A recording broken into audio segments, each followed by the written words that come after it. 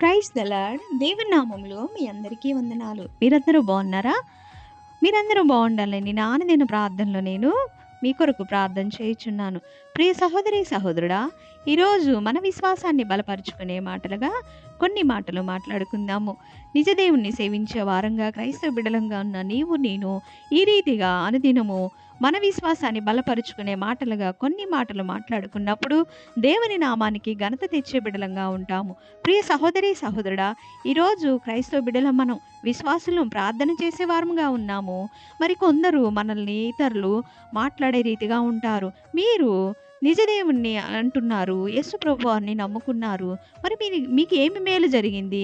మీ పట్ల ఏమి జరుగుతున్నవి? మీకున్న ఈ శ్రమలు తొలగిపోవటం లేదు. మరి మీ పరిస్థితులు ఈ రీతిగానే ఉన్నాయని ప్రశ్నించేవారున్నారు. ఎన్నో శోధనలు వస్తున్నవి. మీ ఇంటిలో నీ భర్త మారలేదు, నీ పిల్లలు మారలేదు, నీ పరిస్థితులు మారలేదు. మరి ఎందుకు ప్రార్థన అంటున్నారు, చర్చలకు అంటున్నారు?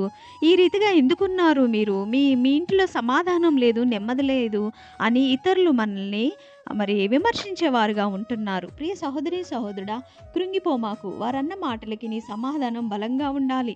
మేము పరిస్థితులు మారడానికి, మాకేదో లాభాలు రావడానికి, మాకున్న స్థితిగతులు మారడానికి మేము దేవుణ్ణి నమ్ముకోలేదు. పరిశుద్ధత జీవితం కోరుకున్నాము. పాపమును విడిచిపెట్టి యథార్థత కలిగి పరిశుద్ధమైన జీవితం కొరకు, పరలోక రాజ్యం కొరకు మేము పోరాడుతున్నాము, విశ్వసిస్తున్నాము. మన కొరకు ప్రాణం పెట్టిన దేవుడు ఉన్నాడు అంటే అది నిజమైన నజరేయుడైన యేసు ప్రభు వారే మన కొరకు ప్రాణం పెట్టారు. పాపము నుంచి పరిశుద్ధ జీవితం కొరకు మరి ఎంతగానో దేవుడు శ్రమ పడ్డాడు. మరి మానవ లోకంలో జన్మించి పాపభారమును తీసివేసి నిత్యరాజ్యం ఇవ్వడానికి ప్రాణం పెట్టిన దేవుడు మన దేవుడైన యేసు ప్రభువారు ఒక్కడని దేవుని గురించి సాక్ష్యం ఇచ్చే బిడలంగా ఉండాలి.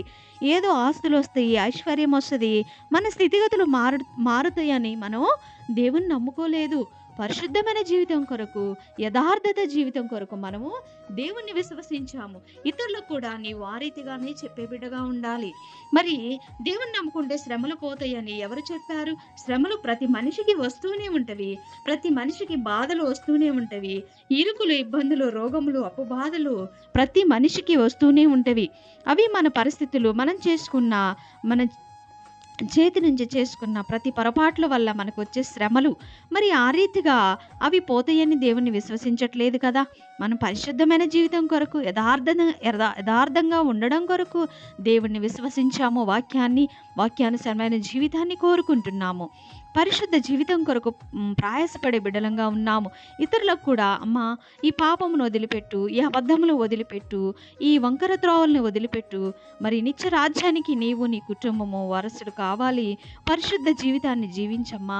దేవుడు నిన్ను కోరుకుంటున్నాడు. పరిశుద్ధమైన మార్గంలో నిన్ను నడిపించాలని, నీ కుటుంబం పట్ల నీకు నెమ్మది కలగచేయాలని దేవుడు కోరుకుంటున్నాడనే రీతిగా చెప్పాలి తప్ప, ఇగో మీరు దేవుణ్ణి నమ్ముకుంటే, మీరు యేసు ప్రభువారిని నమ్ముకుంటే మీకు శ్రమలు పోతవి, మీకు లాభాలు వస్తవి, మీకు ఆదాయం వస్తుంది, మీ స్థితిగతులు మారిపోతావని ఎవరు కూడా ఇతరులకు చెప్పొద్దు. ఎందుకంటే వారి పరిశుద్ధ జీవితాన్ని బట్టి, వారి యథార్థత జీవితాన్ని బట్టి వారి పరిస్థితులు అనేది నిదానంగా మారుతూ ఉంటవి. మనం కేవలం పరిశుద్ధ జీవితంలో వారిని నడిపించే రీతిగా ఉండాలి. మరి నిజమైన దేవుణ్ణి వారు విశ్వసించి నిత్య రాజ్యాన్ని తెలుసుకునే బిడ్డలుగా ఉండాలని నేను మనవి చేస్తున్నాను. ప్రియ సహోదరి సహోదరుడా, ఎందరూ మన గురించి హేళన చేసిన, మన పరిస్థితులను బట్టి ఎందరూ అవహేళనగా మాట్లాడినప్పటికీ దేవుని వైపు చూసే బిడ్డలంగా ఉండాలి. ఈ లోకం ఏది మనకి శాశ్వతం కాదు. మనము అసలైన రాజ్యం కొరకు, మరి దేవుని దగ్గర జీవించే మరి రోజు కొరకు ఎదురు చూసే బిడ్డలంగా ఉండాలి. ఉన్న కొద్ది రోజులైన పరిశుద్ధ జీవితం కొరకు ప్రయాసపడే బిడ్డలంగా ఉండాలి. అబద్ధములు కానీ, దొంగతనములు కానీ, వ్యభిచారం కానీ, వ్యర్థమైన మాటలు కానీ, మరి ఇతరులను ద్వేషించే వారిగా కానీ ఏ రీతిగా మనం ఉండొద్దు.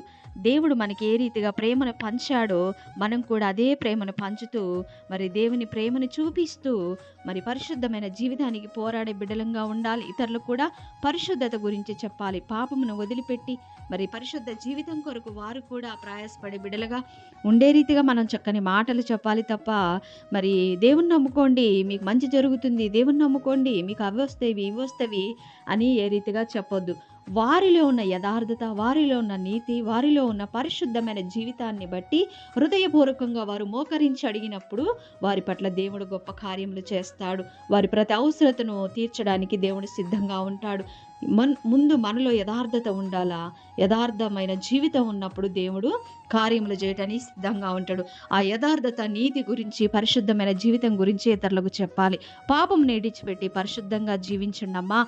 మరి దేవుడు నీ కొరకు నా కొరకు ప్రాణం పెట్టిన దేవుడు ఒక్కడే, నజరేయుడైన యేసు ప్రభువారని చెప్పే రీతిగా నీవు నేను ఉండాలని మనవి చేస్తున్నాను. ఇటు కొద్ది మాటలు దేవుని దీవించి ఆశీర్వదించును గాక. ఆమేన్. Praise the lord.